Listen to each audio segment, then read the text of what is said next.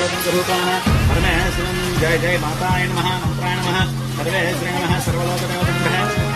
అది పక్కపడి అలా చివరికి అది ఇప్పటికే కాదు ఇక్కడ కొట్టండి మహాగణపతి మహాదేవతంభ్యः నమస్కారాన్ని జయ పట్టండి మహాపరమేశ్వరి నమః మహాదేవతంభ్యः సర్వే శ్రీ ఇంకోసారి కొట్టి టముక పెట్టండి చేతి విడిచి